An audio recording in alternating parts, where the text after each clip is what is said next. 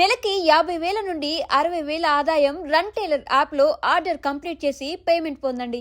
But మీరు ఒక్కసారి మీ కెరీర్ని కనుక వెనక్కి తిరిగి చూసుకుంటే చాలా లాంగ్ కెరీరు, చాలా గ్లోరియస్ కెరీర్ మీది. అంటే కోట లేనిదే సినిమాని ప్లాన్ చేసుకోలేదు ఎవరు, నాకు తెలిసి ఆ విషయం. శత్రువు సినిమా మీకు చాలా పెద్ద బ్రేక్ కోడి రామకృష్ణ గారి ద్వారా. అవునండి. శత్రువు క్యారెక్టర్ ఆఫ్ ది డికేడ్ అది బయటకి యూసేజ్ కూడా వచ్చేసింది. బయట కూడా మాట్లాడుకోవడమే ఆ కేక. అవును. ఇప్పుడు ఏదైనా కార్డ్స్ ఆడేవాళ్ళు ఉన్నారనుకోండి, పేక మొక్కేయలేదు, బా తొందరగా మొక్కారా బాబు చంపేస్తాడండి వీడు, ఇలాగా ఒరిజినల్ గా మాట్లాడేది. ఈ హోటల్లో జలపాతాలు ఎవడు పెట్టాడు రా బాబు అని, ఇలాగా ఈ ఫోన్ ఎవడు కనిపెట్టాడు రా బాబు అని దాన్ని అలా అది మామూలు జనజీవితంలోకి వచ్చేసింది, ఆ మాట వచ్చేసిందండి. చాలా మీరు ఒక మంచి మాట చెప్తానండి, ఇన్ని వేషాలు ఇలా కనపడుతున్నాయి కదా, ఒక్క వేషం కూడా ఒక రోజు ముందు పిలిచి నాకు చెప్పింది ఒక్క వేషం లేదండి. నిజంగా భగవంతుడు ఎంత ఎలాంటి మరి జీవితం ఎలా ఇచ్చారు చూడండి.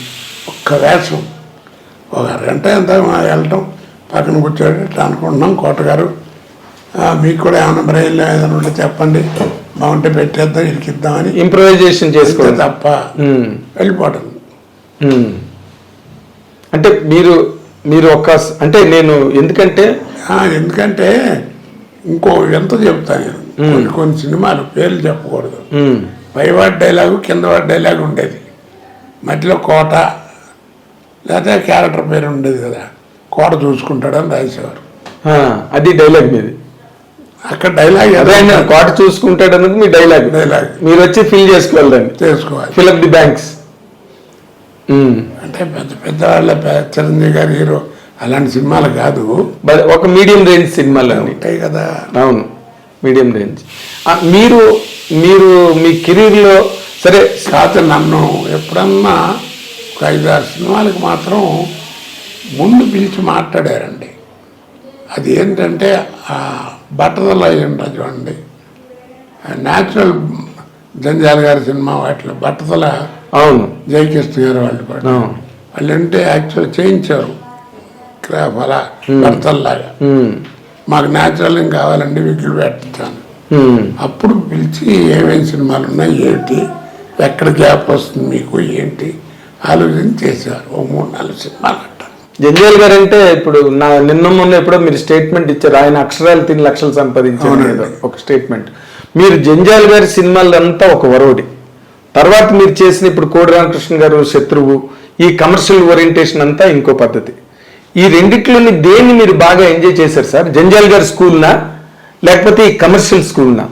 అంటే మీరు అన్నట్టుగా గవర్నమెంట్ స్కూలు, ప్రైవేట్ స్కూల్ అలాగనే కమర్షియల్ సినిమా, మామూలు జంజాల్ గారి సినిమా, ఆ తేడా ఎప్పుడు ఉంటుంది కదా. అది ఏది ఇష్టపడతారో మీకు కూడా తెలుసు. దేనిలో కంఫర్టబుల్ గా ఉన్నారు మీరు అని అడుగుతున్నారు. కంఫర్టబుల్ అంటే జంజాల్ గారి సినిమా. మేకప్లు ఉండవు, ఒరే ఉన్నా కానీ మామూలుగా ఈ బ్లాక్నెస్ కనపడకుండా ఏదో చిన్న బేస్మెంట్ విగిలు ఉండవు. అవును, ఆ బట్టలు మామూలుగా ఉంటాయి. డైలాగులు ఉంటాయి సినిమా నిండా. డైలాగ్ మాత్రం కంపల్సరీ, సీన్కి 10 పేజీలు డైలాగులు ఉంటాయి. ఒక్కొక్కడు 1.5 పేజీన్నర డైలాగ్ ఉంటుంది. అవును. అసలు గొప్ప విశేషం ఏంటంటేనండి, సీన్ ఆయన చదువుతూ చెప్తాడు, ఆయన చదువుతుంటే మనకు నవ్వు వచ్చేస్తుంటది. ఆయన పెద్ద యాక్టర్ అండి. అవును, నాకు తెలుసు. డైలాగు, డిక్షన్, వ్యవహారం. అవును. 4 క్యారెక్టర్ల సీన్ అనుకోండి, నలుగురికి భాష డైలాగ్ డిక్షన్ ఆయనే చెప్పించేవాడు చదివేటప్పుడు. సో ఇక చేసేవాడికి పెద్ద ఇబ్బంది ఉండదు. అదేలేండి, దాన్ని అడాప్ట్ చేసుకోవడమే కదా విని. అలా కొన్ని ఏంటంటే అలాగే కోట చూసుకుంటాడని. ఇలాగే నిజం చెప్పాలంటేనండి, జంజాల గారి సినిమాల్ని కామెడీ అని కావాలి అనలేం, హాస్యం అంటాం. జంజాల గారి సినిమాలకి హాస్యం అంటాం, వినోదం.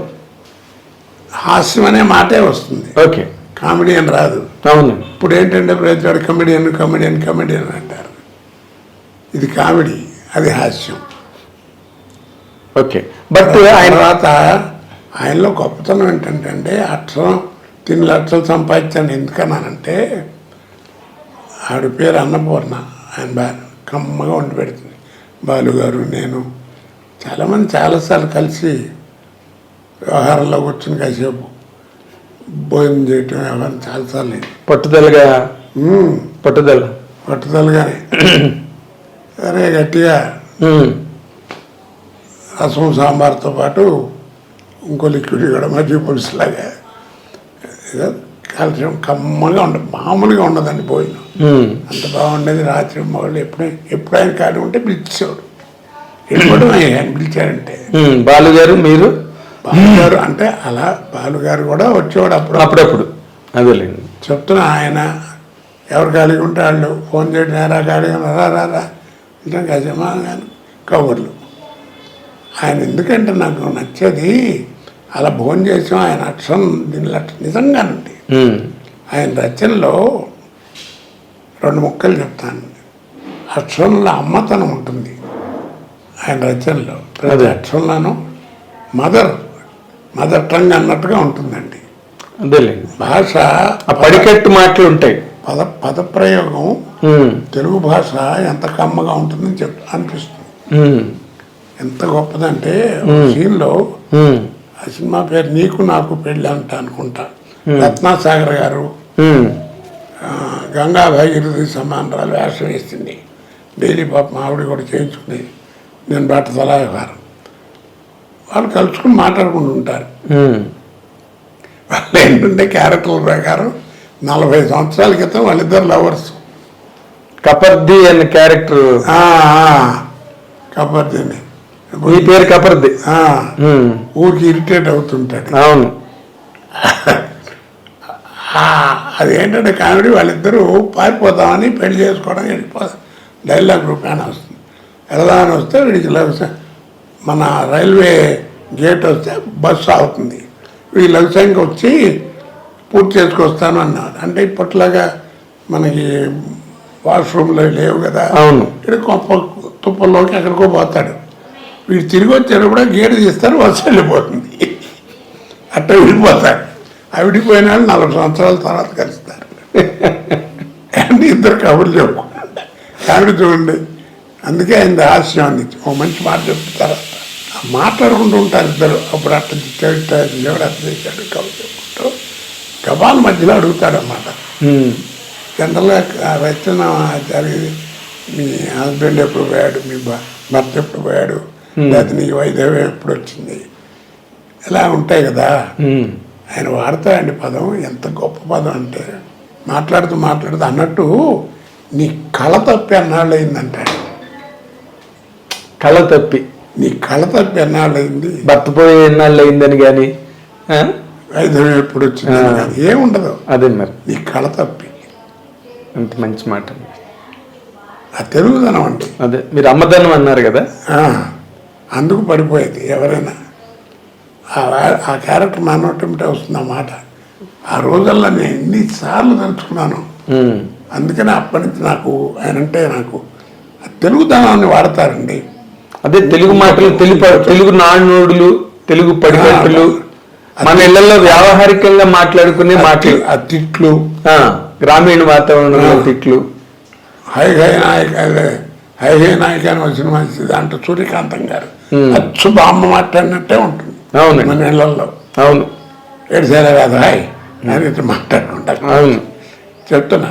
ఇంకో సినిమాలో 16 ఏళ్ళ అమ్మాయిని పెళ్లి చేసుకోవడానికి 55, 56 ఏళ్ళు వచ్చిన ఒక క్యారెక్టర్ వస్తుంది. అది నేనే వేసానండి. వస్తే అది పెళ్లి చూపులు జరుగుతాయి. అది ఆ అమ్మాయి తండ్రికి తెలియదు. ఆ అమ్మాయి తాతగారు ఆర్థిక ఇబ్బంది ఇది చేయలేడని చెప్పి ఫిక్స్ చేసి పెళ్ళిపోతాడు. ఆ టైంలో వస్తాడు తండ్రి, చూస్తాడు, చూసి ఆశ్చర్యపోతాడు. రావయ్యారా కరెక్ట్ టైంకి వచ్చాను అంటే తాంబూలాలు పుచ్చుకుందాం అంటాడు మధ్యవర్తి. అంటే ఈయన అంటాడు ఏదో మర్యాదలు తీర్చిన ఏదో చేసాం అయిపోయిందండి గృహస్థుగా. ఆ పిల్ల తండ్రి గారు 2 ముక్కలు చెప్పుకోవాలంటాడు. జనరల్గా రైటర్ పేజ్ డైలాగులు రాస్తాడు. ఆడపిల్ల అంటే ఏమనుకుంటున్నారా, నీ వయసు ఏంటి, దాని వయసు ఏంటి, అది ఇది ఇట్లా నాకేం పోయగలరా చిన్నపిల్లని చేసుకుని. ఇదే నీ కూతురు అయితే చేస్తే ఇట్లాంటి ఉంటాయి. అవునండి. రెండే లాగలండి. ఆ రోజుల్లో 37-38 ఏళ్ళ క్రితం సినిమా. ఈ దేశంలో మర్యాదలు చేసేది అయిపోయిందండి. ఆ పిల్ల తండ్రి గారు 2 ముక్కలు మీతో చెప్పుకోవాలి. ఈ దేశంలో మధ్యతరగతి మానవుడు చేసే పాపం ఏదన్నా ఉంటే ఆడపిల్లని కంటాం. ఆ పాపం చేసింది నేను, శిక్ష నాకు వేయండి, నా బిడ్డకి వేయొద్దంట. చిన్న మాట, పేజీ డైలాగ్ 2 మాటలు చెప్పి 2 మాటల్లో చూడండి ఎంత ఎఫెక్ట్గా. అవును. ఆ పాపం చేసింది నేను, శిక్ష నాకు వేయండి, నా బిడ్డకి వేయద్దు. కానీ మీరు ఇక్కడ ఒక విషయం మిస్ అవుతున్నారేమో అనిపించింది. జంజాల్ గారి సినిమాలన్నీ అద్భుతాలు, దానిలో డౌట్ ఏం లేదు. ఇప్పటికీ అవన్నీ సెలబ్రేట్ చేసుకుంటున్నాయి. ఏదో చెప్పబోతున్నారు మీరు. చెప్పాను, అదే ఫినిషింగ్. అది హాస్యం అని ఎందుకు అంటున్నానంటే, జంజాల గారి హాస్యం ఎలా ఉంటుందంటే, ఇన్సిడెంట్లు ఎవరైనా ఎన్నేళ్ళ వాడైనా ఎవరితోనైనా ఎప్పుడైనా ఎక్కడైనా ఎలాంటి సిచ్యువేషన్లో ఉన్నా చెప్పుకోవచ్చు. అదేలేండి. ఇప్పుడు అట్ట కాదు, సినిమా ఎంటర్టైన్మెంటే వస్తుంది. ఇది ఫ్యామిలీతో చూడదగ్గ సినిమా అంటే అని. అన్నం ఏమైనా పక్కింటి వాళ్ళతో చూస్తామంటే కదా, ఎందుకంటే వాడే చెప్తున్నాడు ఫ్యామిలీతో చూడదగ్గ సినిమా అని. అదేలేండి. అలా అంత డిఫరెన్స్ ఉంటుందండి. అవును. అప్పుడప్పుడు చెప్తుంటాను, అది తల్లిపాలతో సమానం జంజాల్ గారి హాస్యం, ఇది డబ్బా పాలతో సమానం. అదేలేండి. అయితే మీకు జంజాల్ గారి సినిమాలన్నీ ఒకే తర్వాత శత్రుకి అలా మహానుభావులు ఎంతోమంది, చాలామంది డైరెక్టర్లు చాలా గొప్ప గొప్ప వేషాలు వేయించారండి నాతో. శత్రు, గణేష్ ఎలాంటి అయ్యో అంత మాట, తిరుపతి స్వామి, బ్రహ్మాండం, ఎంతోమంది చాలా మంచి వేషాలు వేయించారు. కానీ ఈవీవి సత్యనారాయణ నన్ను పిండేశాడు. అసలు ఒక వేషం కాదు, ఒక రకం కాదు, పిచ్చిగా పిండేశాడు. అంతే, నాలో ఉన్న మ్యాక్సిమం క్యాలిబర్ అంతా రాయించాడు. ఆ రుణం తీర్చుకోలేదు. అదేలేండి, మీతో రకరకాల క్యారెక్టర్లు చేంజ్ చేశాడు ఆయన. 50 సినిమాలు అయినా తీసాడు. అవునండి. 3 సినిమాల్లో ఇంట్లోనూ డేట్లు కుదరక చేయలేదు. ఆ ఒక్కటి అడక్క సినిమా లేదండి. అవును. అది యాక్చువల్గా నాతో చేద్దామని ఎంత ట్రై చేశాడో. ఇది రావుగోపాల్ రావు క్యారెక్టర్. ఓకే. వైజాగ్లో షూటింగు, అవును, ఎక్కడ అడ్జస్ట్మెంట్ కుదరదు, కాంటు పట్టే నీ వల్ల కాదు, చేయలేవయ్యా, వద్దని గోపాలరావుని పెట్టాడు. అప్పటికే పాపం ఆయన అనారోగ్యం, బాగా అనారోగ్యంతో ఉన్నారు. మనకు అది తెలుస్తుంటుంది కూడా, తెలుస్తుంటుంది స్క్రీన్ మీద. అవును, అలాగా. కాబట్టి రావుగోపాల్ రావు కాబట్టి ఎంజాయ్ చేశారు అందరూ. అవునండి. అది ఆయన కాబట్టి ఇంకోటి చేస్తే ఆ వేషం పండదు, సినిమాకి డ్యామేజ్ అయి ఉంటుంది. ఈ పండదు, ఆయన వేషం పండపోతే ఇంకేముంది సినిమా. నా పెళ్ళింట్లో నా వేషం పన్నట్టు. అవును. అసలు ఆ రోజులు అహనా పెళ్ళంట చేసినప్పుడు ఎలా ఉండేదండి మీ క్యారెక్టర్, ఆ పిచ్చి క్యారెక్టర్, ఆ బస్ స్టాండ్ దగ్గర ఆ ప్రతిఘటన చేసిన తర్వాత వచ్చిందండి. అదే ప్రతిఘటన చేసిన కోట శ్రీనివాసరావు అనే నటుడు, ఇందులో నీ క్యారెక్టర్ ఏంటి అసలు? ఆ క్యారెక్టర్ అండి, ఆ వేషం చేసడానికి ఆ సినిమా తీసిన ఆ ఇంటి ఓనరు ఆయన తెలుగుదేశం ప్రెసిడెంట్ ఏదో, కోట శ్రీనివాసరావు ఆడైతే నేను అసలు ఇవ్వనని చెప్పి 4 రోజులు షూటింగ్ జరిగింది. అప్పుడు మానేశాడు.